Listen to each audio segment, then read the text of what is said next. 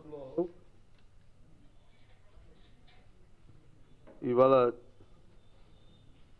ప్రజాస్వామ్యం పరిరక్షించుకునే దినం ఈరోజు. ఎందుకంటున్నానంటే ఇవాళ పోలింగ్ జరిగింది. ఇవాళ ఆంధ్ర రాష్ట్రంలో భారతదేశం మొత్తం అందులో భాగంగా ఆంధ్ర రాష్ట్రంలో ఇవాళ శాసనసభకు పార్లమెంట్కి ఎన్నికలు జరిగినాయి. ఈ 5 సంవత్సరాలు ప్రజలు పడిన ఇబ్బందిని, రాష్ట్రాన్ని పెట్టిన చంద్రగ్రహణం ఈ రోజుతో వీడింది.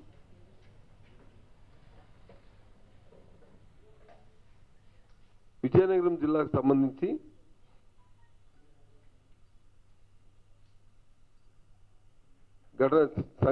కొన్ని సంఘటనలు జరిగినప్పటికీ పోలింగు శాతం పెరిగింది. ఆఖరిలో కూడా తెలుగుదేశం పార్టీ దౌర్జన్యపూరితమైన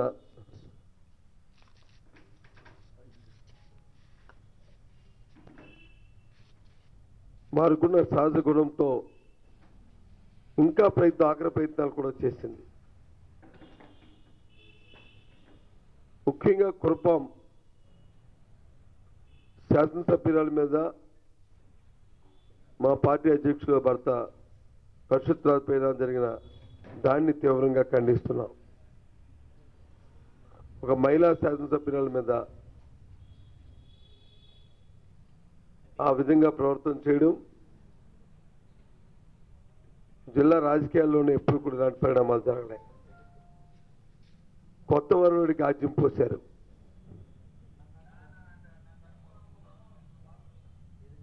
దౌర్జన్యంతో భయభ్రాంతులు చేసి విజయం సాధిద్దామంటే జరగదు.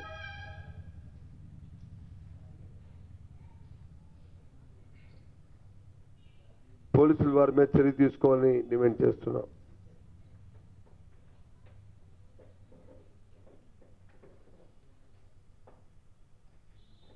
ఎందుకంటే చంద్రగ్రహణం అంటే రాష్ట్రాన్ని పట్టిన ఒక శని ఈరోజు జరిగిన పోలింగ్తో అది ఈ రాష్ట్రాన్ని ఆపే ఆ శని విడిచిపెట్టబోతుంది. ఆ గ్రహణం ఇవాళతో వీడబోతుంది. ఫ్యాన్ గాలి ఉధృతంగా పట్టణ గ్రామీణ ప్రాంతాల్లో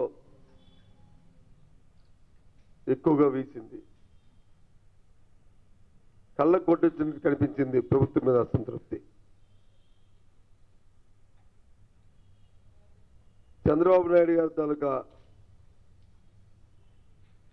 ఆయన ప్రదర్శిస్తున్న అసనమే మనకి దానికి నిదర్శనం.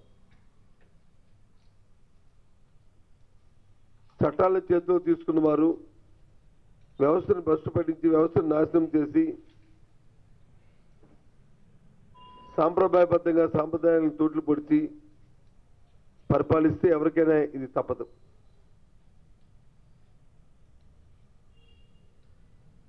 అనుభవం ముఖ్యం కాదు. అనుభవం అంటే వయసు పెరగడం కాదు, ఎక్కువ సంవత్సరాలు ఉండడం కాదు.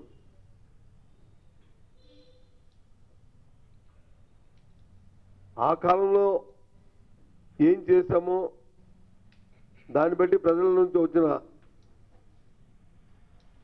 స్పందన వాళ్ళ సంతృప్తిని మనం బేరీజ్ వేసుకుని ఎక్కడెక్కడైతే తప్పులు జరిగాయో ఆ తప్పులు సరిదిద్దుకునేది అనుభవం. చంద్రబాబు నాయుడు గారు చేయలే.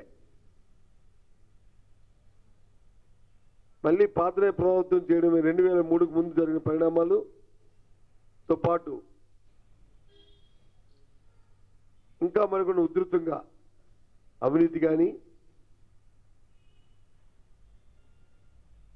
శాంతి భద్రతలు కానీ దోపిడీ ఎక్కడికెక్కడ విచ్చలవిడిగా క్షేత్రస్థాయి నుంచి ముఖ్యమంత్రి స్థాయి వరకు దీని మీద ప్రజలు చాలా తీవ్రమైన అసంతృప్తి వ్యతిరేకతను ఇవాళ ఎన్నికల్లో కనబరిచారు.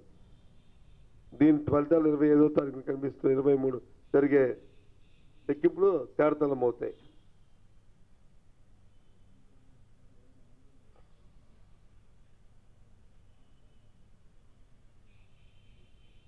జిల్లా ప్రజానీకం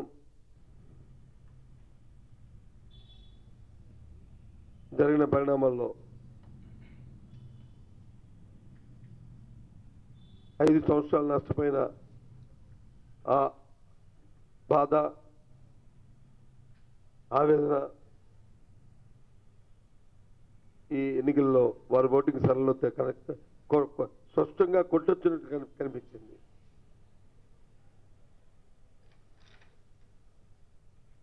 ఏదైనప్పటికీ చంద్రబాబు నాయుడు పని అయిపోయాయి, తెలుగుదేశం పార్టీ పని అయిపోయింది. ఈ రాష్ట్రానికి పట్టిన చంద్రగ్రహణం, ఒక గ్రహణం అనే చంద్రగ్రహణం వీడిపోతుంది.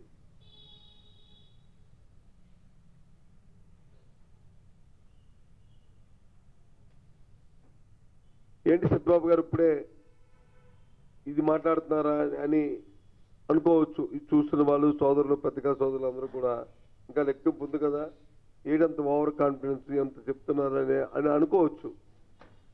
ఎస్, అది నమ్మకం. ప్రజల నాటి తెలిసిన వాడిగా, ప్రజా జీవితంలో 30 సంవత్సరాల రాజకీయ జీవితంలో ఉన్నవాడిగా, వారితో సత్సంబంధాలు పెంచుకున్న వ్యక్తిగా, వారి భారతీయ బాధలు, ఇబ్బందులు ఎప్పటికప్పుడు వారితో మమేకమై తెలుసుకున్న వ్యక్తిగా,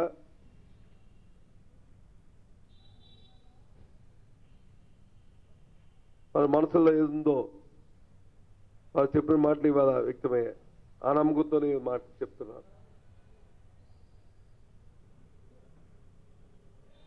మళ్ళీ ఈరోజు ఇప్పుడు మీ ద్వారా ప్రజలకు కూడా ప్రధానికానికి కూడా తెలియజేసుకుంటాం, జిల్లా ప్రధానికానికి. ఈ ఎన్నికల్లో ఏదైతే మా నాయకుడు కానీ జగన్మోహన్ రెడ్డి గారు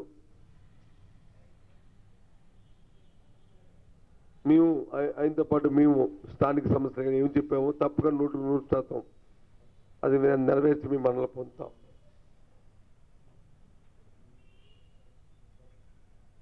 ప్రజలందరూ కూడా మార్పు కావాలని కోరుకున్నారు. ఒక నమ్మకమైన వ్యక్తి, మాట ఇస్తే మాట మీద నిలబడిన వ్యక్తి కావాలని కోరుకున్నారు. దాని ప్రతిఫలమే ఇవాళ ఓటింగ్ సరళి. రాజశేఖర రెడ్డి గారు మళ్ళీ మళ్ళీ పుట్టాలని కోరుకున్నారు. రాజకీయంగా ఆయన స్ఫూర్తి మళ్ళీ కావాలని కోరుకుంటున్నారు. దాని ప్రతిఫలమే ఈ ఓటింగ్ సరళి. జగన్మోహన్ రెడ్డి గారి ఫ్యాన్ గుర్తుకి ఇవాళ గాలి, అందులో ఏమీ సందేహం లేదు. ఇంకా ఆ మాత్రం ఈ మాత్రం ఏదైనా అనుకుని తెలుగుదేశం చోటపాటి నాయకులు ఏదైనా అనుకుని ఉంటే, కానీ ఎక్కడెక్కడ దౌర్జన్యాలు ఎక్కడ చూసినా సరే చేయడం. సాక్షాత్తు స్పీకర్ లాంటి వాడు వెళ్ళి బూత్లో కూర్చొని నెలలు బూత్లో అంటే ఏ విధంగా అంటదో లేదో చూశారు కదా, టీవీలో మన ప్రచార మాధ్యమాల్లో చూసాం, సోషల్ మీడియాలో వెంటపడి అతను బయటికి పంపించారు. ఎక్కడెక్కడే మంత్రుల్ని. అది ప్రజల తాలూకా ఆగ్రహం తాలూకా చర్య. ఇవన్నీ కూడా ఏదైనప్పటికీ కూడా సమయంతో, ఒక విజ్ఞతతో, పెద్ద మనసుతో జగన్మోహన్ రెడ్డి గారిని ఆశీర్వదించి రేపు రెక్కల్లో రేపు ఫలితాలకి ఆశీర్వదించబోతున్న ప్రధానికానికి మరొకసారి నేను కృతజ్ఞతలు తెలియజేసుకుంటున్నాను. రాజశేఖర రెడ్డి గారి హయాంలో ఏ విధంగా అయితే అందరూ సుఖంగా సంతోషంగా ఉన్నారో అంతకంటే మిన్నగా వారు తనయుడితాలుగా పాలనలో ఉంటారు. దాన్ని పూర్తిగా భరోసాగా మీ అందరం కూడా మీకు నమ్మకంగా ఉంటూ ఆయనతో పాటు మీకు సేవ చేస్తామని ప్రజలందరికీ కూడా తెలియజేసుకుంటున్నాను. మరొకసారి ఏదైతే కురపాలంలో జరిగిన ఇన్సిడెంట్ ఉందో, మా ఎమ్మెల్యే గారి మీద, ఆయన భర్త, మా అధ్యక్షుడి మీద చేసిన దాన్ని తీవ్రంగా ఖండిస్తున్నాం. వారి మీద తగిన చర్య తీసుకోవాలని చెప్పి పోలీసుని డిమాండ్ చేస్తున్నాం. సార్, విజయనగరంలో హైయెస్ట్గా పోలింగ్ నమోదైంది. ఇతర జిల్లాల్లో చూస్తే గతం కన్నా చాలా తక్కువగా పోలింది. దీన్ని ఎలా విశ్లేషిస్తారు? ఇక్కడ ఏదైతే విజయనగరం జిల్లాలో ఇంతకు ముందు అలా ఏదైతే రాజశేఖర హయాంలో ఏ రకంగా అభివృద్ధి చెందిందో వారు ఆ పరిపాలన కోరుకుంటున్నారు. ఇవాళ తెలుగుదేశం పార్టీ జరిగిన అరాచకాలు, అకృత్యాలు, వారు చేసిన అన్యాయమైన చట్ట వ్యతిరేకమైన కార్యక్రమాలపైన ప్రజలంతా కోపంగా ఉన్నారు.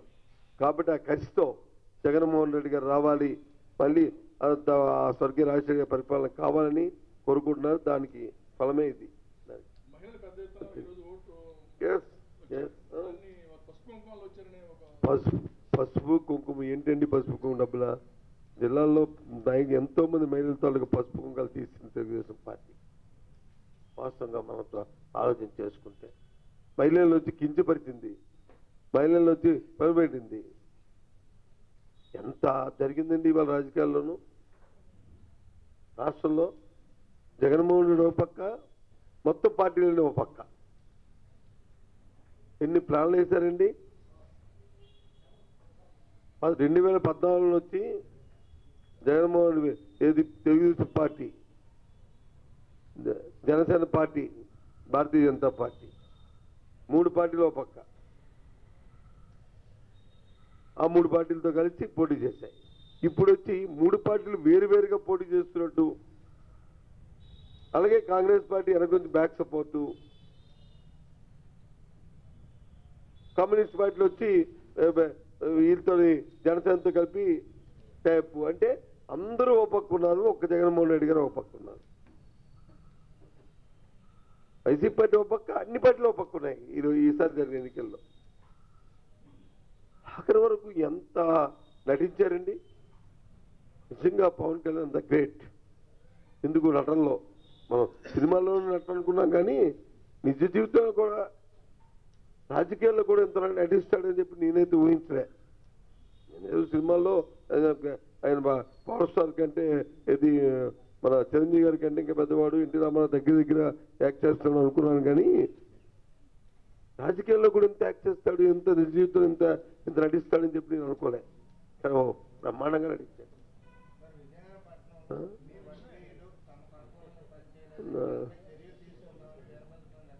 ఈ వర్గీయులు నాకేమి, ఆయన ఏది ప్రకటించినా ఆయన ఏం చేసుకుంటా నాకు ఆయనకేం వర్గం లేదు. నీకేం వర్గం ఉంది తెలియదు అన్నది.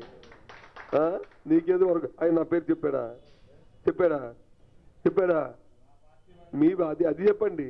అది ఈ పార్టీకి వ్యతిరేకంగా ఎవరు చేసినా సరే మన మీద చర్య తీసుకుంటాం. అందులో రాజీ లేదు. అంతేగాని లేనిపోయినవి మీరు ఇలాంటి మంచి వాతావరణం ఇలాంటివన్నీ సృష్టించకండి దయచేసి. స్వీప్ నీకు ఆశ్చర్యపోవాల్సిన అవసరం 175 వచ్చినా సరే అంతుంది. గాలి నేను ఎక్స్ట్రా చెప్తానని కాదు, ఆ లైన్లో వెళ్తుంది ఈ గాలి. అది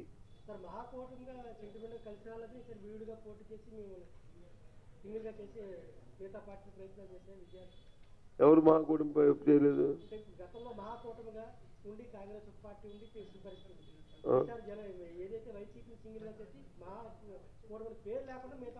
మేమెవరితో కలిసామండి? మేమెవరితో కలిసాం? మిగతా అదే అంటున్నాను. ఆ మిగతా పార్టీలు అన్నీ కూడా అదే అంటున్నాను.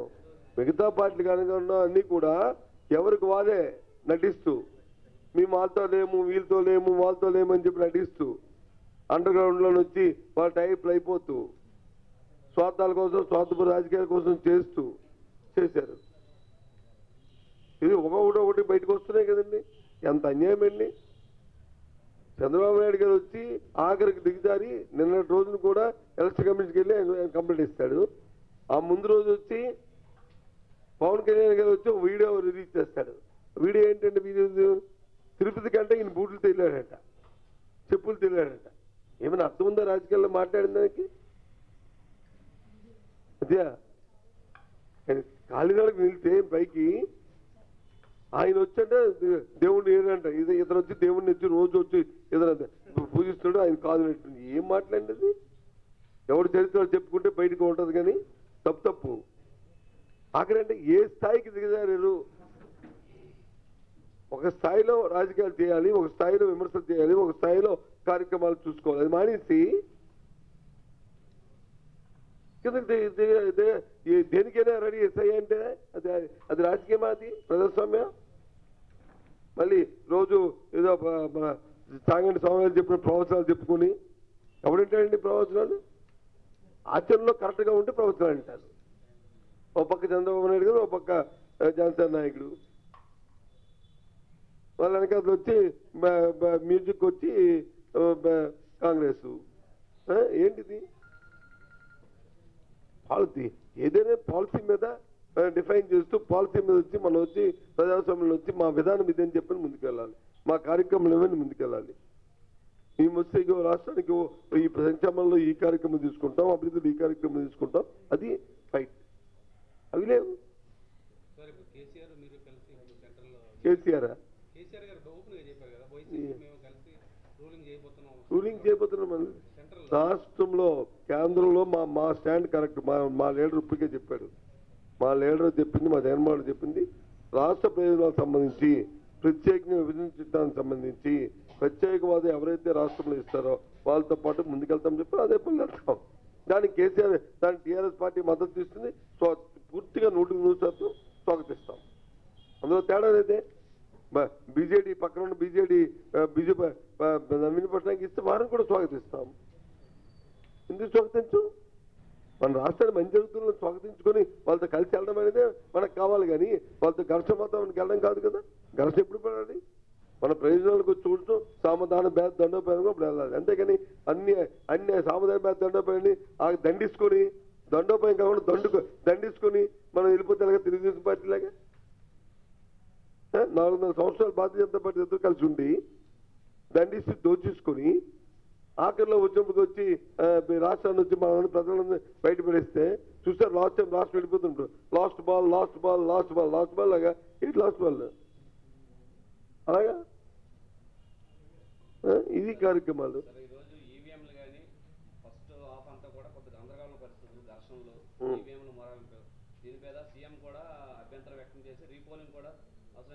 ముఖ్యమంత్రి ఎక్కడైనా రీపోలింగ్ ఏ సందర్భంలో చేస్తారండి? అక్కడ వచ్చి రిగ్గింగ్ జరిగి దౌర్జన్యం జరిగితే చేస్తారు. ఈవీఎంలు అనేవి మనుషులకే శాతం చూస్తాను. మన జిల్లాలో కూడా జరిగినాయి. ఒక్కొక్క కాన్స్టిట్యున్సీలోనూ ఒక్కొక్క కాన్స్టిట్యున్సీ యావరేజ్ వచ్చి 7 నుంచి 8 ఈవీఎంలు, 7 నుంచి 10 ఈవీఎంలు వచ్చి కొద్దిగా ట్రబుల్ చేయి ఫస్ట్లో. అలాగే 1 hour half an hour late అయ్యింది, 1 అవర్ 2 అవర్స్. అలాగే 2-3 ఈవీఎంలు అయితే 2-3 ఈవీఎంలు అయితే ఒక్కొక్క కాన్స్టిట్యున్సీలో 3-4 అవర్స్ వరకు అయ్యేవి. అంతేగాని దానికి వచ్చి రీపోలింగ్ దేని గురించి అడుగుతున్నాం అంటే ఏంటి? మన స్థానం కోల్పోయి ఏదో విధంగా గందరగోళం పెట్టేసి ఎన్నికల నుంచి ఏదో విధంగా ఒక ఆరోపణ బండపడేసి చేసేయాలనేది చంద్రబాబు ఆలోచన. దేనికోసం రీపోలింగ్? ఎక్కడైతే రిగ్గింగ్ జరుగుతుందో అక్కడ రీపోలింగ్ డిమాండ్ చేయాలి. తప్పు కదా. వాళ్ళు కానీ మేము కానీ ఏ పార్టీ అయినా ప్రజాస్వామ్యంలో అవసరం. మనిషికి ఏదో చిన్న డిఫెక్ట్ వస్తుంది. ఈవీఎం లేదు. ఈవీఎంలో నుంచి తప్పు జరిగిపోతుంది అనుకున్నప్పుడు 2014లో చంద్రబాబు నాయుడు ఎన్నికల్లో దేని గురించి చూసి దేని మీద గెలిచాడు? ఈవీఎంలో గెలిచాడా, బ్యాలెట్ మీద గెలిచాడా? మరి ఈవీఎంలో తప్పు చేస్తే మరి వాళ్ళైతే వైసీపీ నుంచి తప్పు అతను భారతీయ జనతా పార్టీ కలిసిపోయి వైసీపీని ఓడించారు ఈ రాష్ట్రంలో. దానికి యాక్సెప్ట్ చేస్తాడు చంద్రబాబు నాయుడు? ఆ రోజు మీరు మోడీ కలిసి ఇగో ఇలాంటి దౌర్జన్యపూరితమైన ఇలాంటి దురాక్రమం చేశాం, ఇలాంటి దొంగతనం చేశాం కాబట్టి ఇతను దొంగ ఇలాంటి కార్యక్రమం మళ్ళీ ఏం చేస్తాడు కాబట్టి నేను ఉంటప్పుడు చేశాడని ఓపెన్ స్టేట్మెంట్ ఇవ్వనండి. అప్పుడు మాట్లాడేది పర్వాలే. ఏమన్నా ఓపెన్ స్టేట్మెంట్ మా ఇద్దరం కలిసి అప్పుడు చేశామని చెప్పి ఏమనుకుంటున్నారు? ఆయనకే రాజకీయాల్లో అనుభవం ఉందనుకో. అందరూ ఉన్నాం, రాజకీయాలు ఉన్నాం. ఇక్కడ ఎవరు చిన్నవాళ్ళు ఎవరు లేము రాజకీయాల్లో. అయితే అదృష్టం అనుకోవచ్చు, వాళ్ళు పదవులు చేయవచ్చు, వాళ్ళు పదవులు చేయకపోవచ్చు. ఇది కరెక్ట్ కాదు. ప్రజాస్వామ్యంలో డెమోక్రసీలో విలువలకు ముఖ్యం. మాట అంటే మాటకు విలువ ఇవ్వాలి, చెప్పిన మాటను చేయాలి. ఏదైతే మన రాజకీయాలకు ఆబ్జెక్టివ్ ఎదుగుతుందో దాని నుంచి దాటకూడదు. పరిధి దాటితే ఇంకా అయిపోయాయి. దాడులకు సంబంధించి కూడా ఈరోజు అంటే ఇక్కడ కురుపాను జరగడంతో ఇక్కడ టీడీపీ వాళ్ళు వైసీపీలో దాడి చేశారు. కొన్ని చోట్ల టీడీపీ మీద కూడా వైసీపీ వాళ్ళు దాడి చేశారు. ఉదాహరణకి స్పీకర్ గా కోటి శివప్రసాద్ మీద దాడి చేయడంతో పాటు అలాగే రాయలసీమ జిల్లాలో స్పీకర్ మీద దాడి కాదు. స్పీకర్ వెళ్ళి రూమ్ లో కూర్చుంటాడండి. నేను రూమ్ నుంచి బయట రానంటాడా? ఏమనుకుంటా ఇంకా స్పీకర్ అది అవసరం అనుకుంటాడా? ఆయన ఎన్నికలు అనుకుంటాడా, అవసరం అనుకుంటాడా? ఆయన ఒక వ్యక్తి ఒక స్థాయికి వెళ్ళిన తర్వాత మనల్ని చూసి ప్రజలు హర్షించి గౌరవించుకునే పరిస్థితి తీసుకొచ్చుకోవాలి. చిచ్చి బయట పోవా అనిపించుకుని ఇంకెందుకు? ఆ స్థాయి, ఆ వ్యక్తి, ఆ పదవి ఎందుకండి? దాని నుంచి ఆ పదవికి ఇది వస్తుంది. స్పీకర్ స్థాయి వ్యక్తి ఎంత హుందాగా ఉండాలా? ఇవాళ వెళ్ళా నిన్ను నా కాన్ఫరెన్స్కి చూశాను, బయట నుంచి లోనికి వెళ్తే వెళ్ళొచ్చు, నాకు రైట్ ఉంది, I have right as a క్యాండిడేట్గా నాకు. కానీ పద్ధతిగా వాళ్ళని ఇబ్బంది పెట్టడానికి చూసుకుని వచ్చేసాము. That's all. మనం చూస్తారు 10 మంది వచ్చారు, అందరూ వచ్చారు, ఆ పార్టీ వచ్చి ఈ పార్టీ అందరికి వచ్చి గౌరవిస్తారు, నమస్కారం అండి నమస్కారం అంటే చూస్తారు, అయిపోతుంది. అది ఓకే. అంతేగాని ఇది కాదు కదా అది కార్యక్రమం. అది స్పీకర్ లాంటి అక్కడ వచ్చి చిత్తూరులో కానీ లేకపోతే ఇంకెక్కడ మటర్ ఇంకోటి జరిగింది ఇక్కడ మన అనంతపూర్లో, ఇది ఏంటంటే దౌర్జన్యం. ఇంకా అనుకుంటున్నాడు ఏంటో దివాకర్ రెడ్డి, ఇంకా అధికారం రేపు ఉదయంతో అయిపోయింది సబ్జెక్టు అయిపోయా. తెలుగుదేశం మొన్న కూడా చెప్పాను మీకు, ఇప్పుడు కూడా చెప్తున్నాను. తెలంగాణలో ఇటు ఏపీలో ఒకేసారి ఎన్నికలు జరిగాయి, అక్కడ ఎంపీ ఎలక్షన్ జరిగి ఈవీఎం అక్కడ కూడా ఈవీఎంలతో చేశారు. కానీ అక్కడ లేని సమస్య ఇక్కడ మన రాష్ట్రం. అది అది అది అది చంద్రబాబు నాయుడు అడగాలి మీరు. అక్కడ లేని సమస్యకి ఎందుకు వచ్చింది? అక్కడ లేని సమస్యకి ఎందుకు వచ్చింది? భారతదేశం మొత్తం మీద ఎక్కడ లేని సమస్య ఇక్కడ ఎందుకు వస్తుంది? గత ఎన్నికల్లో ఈవీఎంలోనే గెలిచారు కదా చంద్రబాబు నాయుడు గారు. అప్పుడు లేని సమస్య ఇప్పుడు ఎందుకు వస్తుంది? అప్పుడు భారతీయ జనతా పార్టీ కలిసే ఎన్నికల్లో పోటీ చేశారు కదా మీరు. చేసినప్పుడు వచ్చి ఒకవేళ నిజంగా ఈవీఎంలు మార్చేసి భారతీయ జనతా పార్టీ చేసే సత్తా కానీ చేసే కార్యక్రమం చేసుంటే మరి ఆ మేనిఫెస్టోని గెలిచారు కదా లాస్ట్ టైం 1% ఓట్లకే గెలిచింది టీడీపీ. అది బహిరంగంగా చెప్పి అప్పుడు అడిగితే పర్వాలే. ఎస్ లాస్ట్ టైం చేశారు, ఈ మేనిఫెస్టో జరిగింది, నేను కూడా భాగస్వామిని, మళ్ళీ ఇప్పుడు తప్పు చేస్తారు కాబట్టి చూసి ఒకటి దొంగతనం చేసి మళ్ళీ కన్నం వేసేస్తాడరా, ఈ రకంగా కాదు ఈ రకంగా చేద్దామంటే ఎందుకంటే ఆడు కూడా భాగస్వామి కాబట్టి లాస్ట్ టైం అది.